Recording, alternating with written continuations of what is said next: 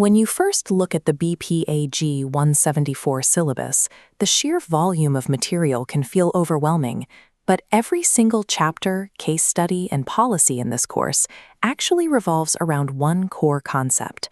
That concept was famously defined in the 1987 Brundtland Report.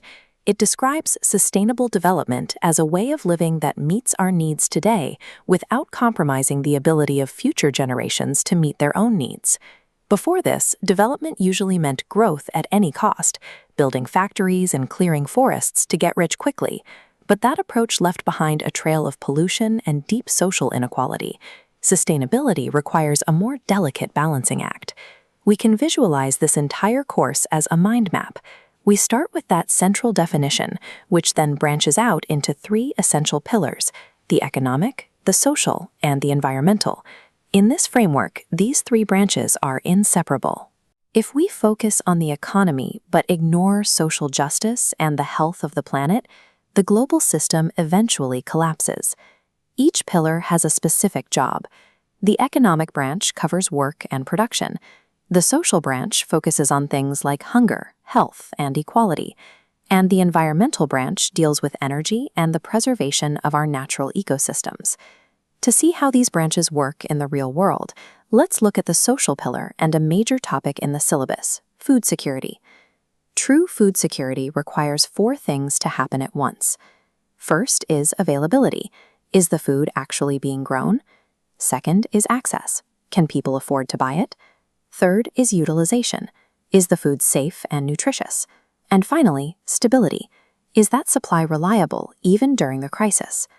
To protect these four dimensions from environmental stress, we use green technology. This includes things like drought-resistant seeds or solar-powered cold storage that helps the food last much longer without spoiling. Achieving this social goal of feeding everyone requires a stable environment to grow the crops and a functioning economy so people have the money to buy them. If we move over to the environmental branch, we find the concept of the global commons. These are the shared, borderless parts of our planet that belong to everyone, like the open oceans and the atmosphere. Because no single nation owns the atmosphere, there is a constant temptation for individual countries to overexploit it. When nations pump unlimited carbon emissions into this shared space, it directly drives global climate change. This creates a difficult reality. The world's poorest nations often contributed the least to this pollution, yet they are the ones hit hardest by the resulting floods and heat waves. Local environmental damage eventually becomes a global crisis because the air and water we all rely on do not stop at national borders. Solving a borderless problem requires a global response. This began in earnest at the 1992 Earth Summit, where governments gathered to create a shared plan for the planet's future. That plan has evolved into the 17 Sustainable Development Goals, or SDGs. You can think of these as a ring that wraps around our three pillars, providing a universal yardstick to measure progress in every country. These agreements rely on a principle called CBDR, common but differentiated responsibilities. To visualize this, imagine that every single nation on Earth is caught in the exact same climate storm. We all have a common interest in surviving it. But wealthier nations have much bigger boats and more resources. Because they built those boats using fossil fuels for decades, they have a differentiated or higher responsibility to fund the solutions.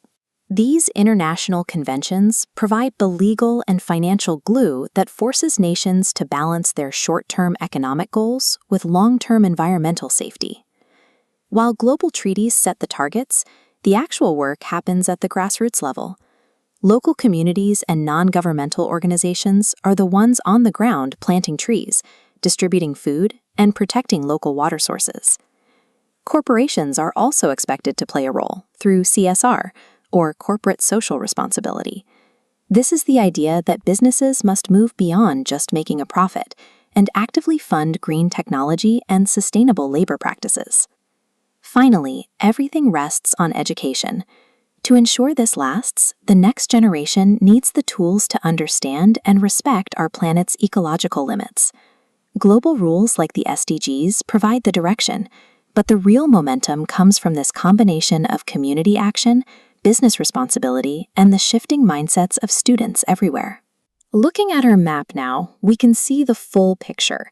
It begins with the Brundtland definition, which branches into the economic, social, and environmental pillars. Within the social pillar, we find the 4 critical dimensions of food security. Connecting these pillars are the global conventions and the SDGs, guided by the principle of shared but different responsibilities. And finally, we have the actors, the communities, businesses, and educators who put the plan into motion. You now have a complete structural view of sustainable development. By using this map to organize what you learn, the complex details of the BPAG-174 course will begin to fall naturally into place.